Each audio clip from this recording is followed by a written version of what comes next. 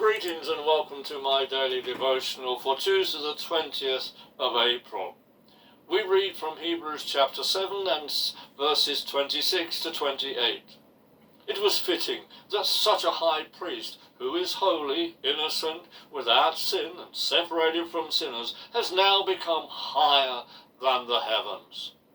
He did not need to offer up daily sacrifices as the high priest do, firstly for his own sins and then on behalf of the sins of the people. He did this once for all time when he offered up himself. For the Lord appoints men as high priests who have weaknesses, but the word of the oath which came after the Lord appoints a son who is perfect forever. In the UK, if you want to teach someone to drive, there are some minimum requirements by law. You must be aged over 21 and have held a full driving license for 3 years for the type of vehicle the person will be learning in. Also, the vehicle must be insured.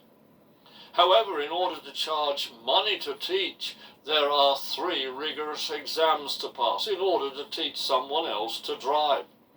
These exams have the authority of the Ministry of Transport.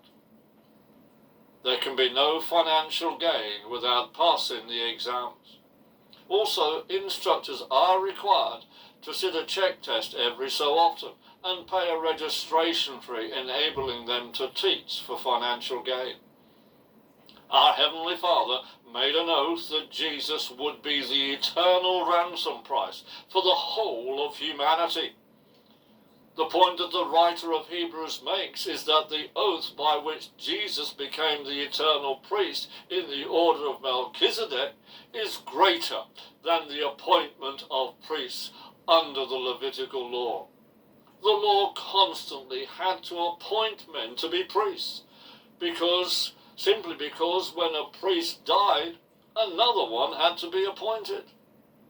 There may be many occupations in the world today where those wanting promotion have to wait until either someone retires or they die.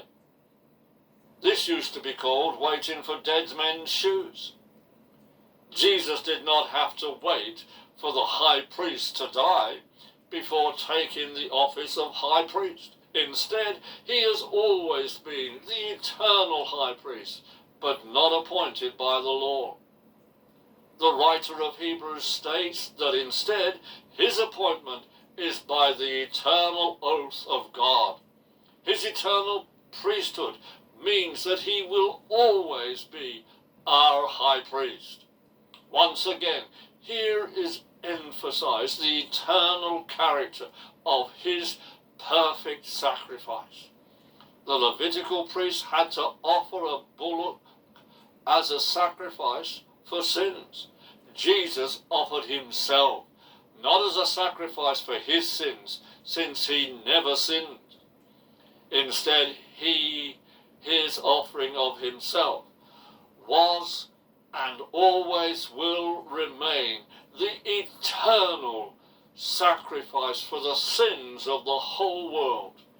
May the blessings of God's forgiveness overwhelm us today.